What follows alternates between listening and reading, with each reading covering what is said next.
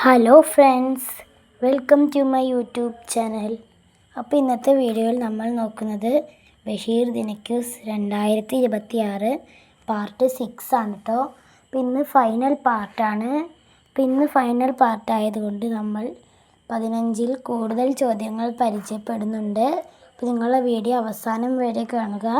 പിന്നെ നിങ്ങൾ പാർട്ട് 1 മുതലുള്ള വീഡിയോസ് കണ്ടിട്ടില്ലെങ്കിൽ ആദ്യം അത് പോയി കാണുക. പിന്നെ നിങ്ങൾ ലൈക്ക് ചെയ്യുക, സബ്സ്ക്രൈബ് ചെയ്യുക, കമൻറ്റ് ചെയ്യുക. പിന്നെ നിങ്ങളുടെ ഫ്രണ്ട്സിനൊക്കെ ഷെയർ ചെയ്ത് കൊടുക്കുക. അപ്പോൾ നമുക്ക് ഒന്നാമത്തെ ചോദ്യത്തിലേക്ക് കടക്കാം.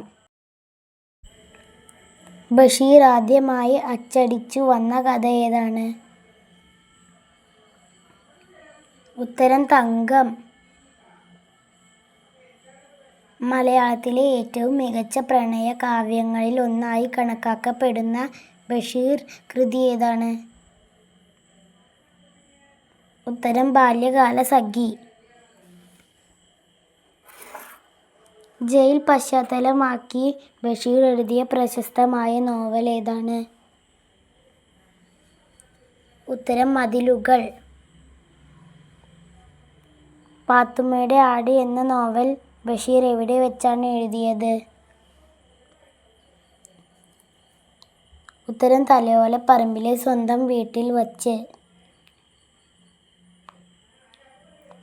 ആനവാരിയും പൊൻകുരിശും എന്ന നോവലിലെ പ്രധാന പശ്ചാത്തലം ഏത് ഗ്രാമമാണ്?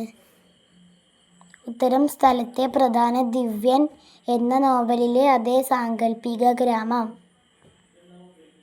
ബഷീറിൻ്റെ പ്രശസ്തമായ ഒരു പ്രേതകഥ ഏതാണ്? ഉത്തരം നീലവെളിച്ചം.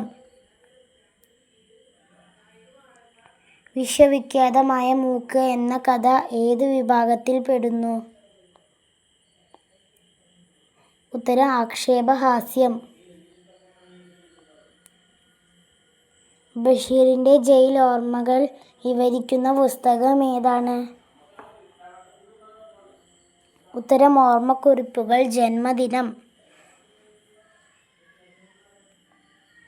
ഭാർഗവീ നിലയം എന്ന സിനിമയ്ക്ക് ആധാരമായ ബഷീറിൻ്റെ കഥ ഏതാണ്? ഉത്തരം നീലവെളിച്ചം. പാത്തുമ്മയുടെ ആട് എന്ന കൃതി എഴുതിയ വർഷം ഏതാണ്? ഉത്തരം 1959. ബഷീറിൻ്റെ ഏത് കൃതിയിലാണ് ലൂസിഫർ എന്ന ഒരു കഥാപാത്രമുള്ളത്? ഉത്തരം ഭൂമിയുടെ അവകാശികൾ. ബഷീറിനെ കുറിച്ച് ONV കുറിപ്പ് എഴുതിയ കവിത ഏതാണ്? ഉത്തരം എൻ്റെ ബഷീർ. മതിലുകൾ എന്ന സിനിമയിലെ നായിക ആരാണ്? ഉത്തരം നാരായണി. ബഷീർ പ്രസിദ്ധീകരിച്ച ആദ്യ കഥ ഏതാണ്? ഉത്തരം തങ്കം. പാത്തുമ്മയുടെ ആട് എന്ന നോവൽ പ്രസിദ്ധീകരിച്ച വർഷം ഏതാണ്? ഉത്തരം 1959. എത്രാമത്തെ വയസ്സിലാണ് ബഷീർ വിവാഹിതനായത്? ഉത്തരം 50-ാം വയസ്സിൽ.